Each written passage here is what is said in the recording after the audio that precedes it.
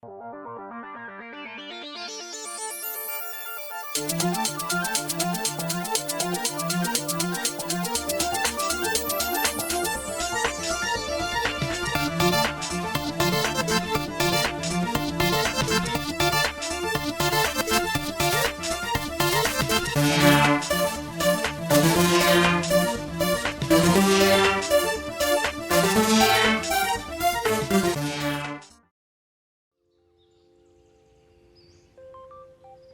everyone, welcome back to Random Draw Time Season 2. This episode, I decided to start drawing from a very personal experience. My favorite game growing up will always and forever be the Pikmin 1 and 2 series. It was the first game to ever immerse me truly in its world. So today, I started drawing out the main character of the series, Captain Olimar. You see, the Pikmin series is a game created by Nintendo. Basically, you end up with, in the first version, little Captain Olimar, who works for his shipping company, known as Hocotate Freight, ends up crashing on a mysterious planet, and his spaceship loses 30 important pieces before he can ever take off with it again. When he crash lands, he finds the support system, by coincidence, only has 30 days left to live. Soon after, he encounters the Pikmin, a group of small vegetable carrot-looking creatures that can be plucked from the ground and tend to reside in quote-unquote onion ships.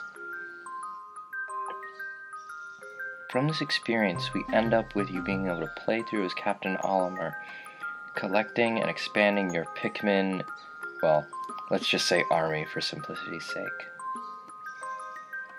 And then you basically end up attempting to recover all 30 pieces, and you end up finding the 3 different types of Pikmin: red, yellow, and blue. So when I was thinking of ideas for what I wanted to draw this season, I very much wanted to include it. So first with red Pikmin, they have pointy noses, they're immune to fire damage, and they also happen to be the strongest Pikmin in the game. Well, in the first game anyway.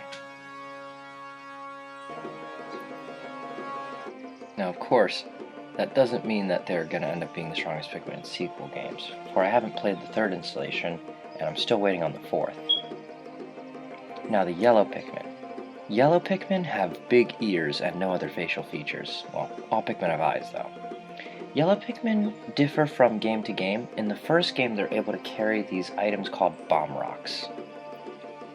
Meanwhile, blue Pikmin are basically able to breathe underwater, which becomes very useful as Olimar is able to survive in water but not fire. And there's some locations where you have to cross places with water to build a bridge, if you want to bring any Pikmin across. So as you can see, there are the 3 kinds of Pikmin. Throughout the game, you're able to evolve them from leaf to bud to flower. This can be done through nectar or by simply leaving them in the ground for long enough. Now it's time for coloring. One thing I always found interesting was that in the second game, you get to see Olimar and Louie's eyes open. In the first game, you barely saw this, if at all. In fact, did I ever see it? I don't think I did.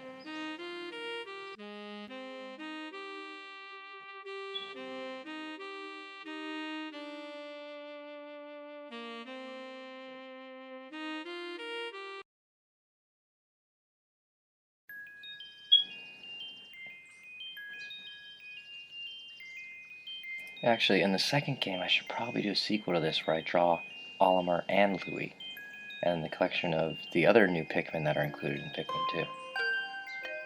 Honestly, it's a Wii and GameCube game. If you can find it or have a chance of playing it, there's a bunch of different ways you can play it nowadays. I highly recommend it. It's still one of my favorite games to this day, and has such an immersive environment. But for me to truly play it, I like to just have enough time to let the world immerse me. Instead of just being able to play casually, I like to free up an afternoon for it, where I can sit down, power up either my computer or GameCube/Wii, and then just take in the music, the world, and the adorable characters.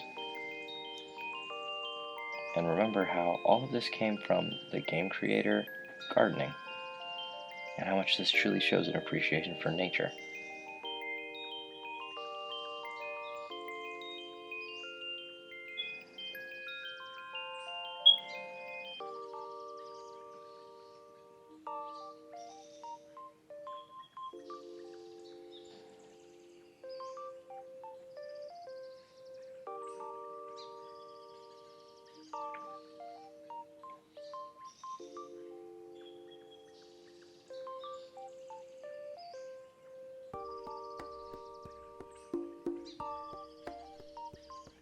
Actually, one thing that even a younger me got and found very satisfying and just a nice detail about the game is if you lose a Pikmin in battle, you'll see a small Pikmin soul rise up from where it died. But the same also happens with most enemies, making it very apparent that every creature you encounter is a living, breathing thing. There isn't a strict good guy or bad guy code. This is just creatures living in the wild. Sometimes a creature has to die to provide sustenance for another, and that's just how nature goes. Very much is just showing it in its semi-gruesome reality, even in the adorableness of it.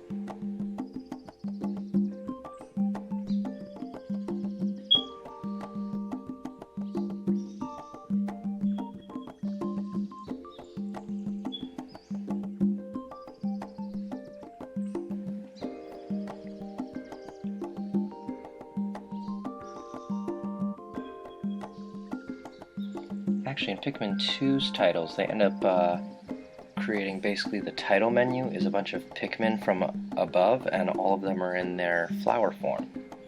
But honestly, it just didn't look good. So I'll just go with this.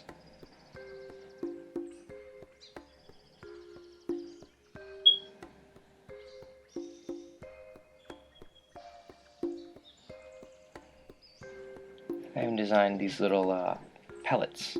They're these pellets that Pikmin can knock down and then feed to their ships to create more Pikmin. Thanks for watching. I recommend checking out the DeviantArt if you want to see some more art. And don't forget, this YouTube channel is always going to be having new stuff. And now that we're on Season 2, weekend 6 p.m.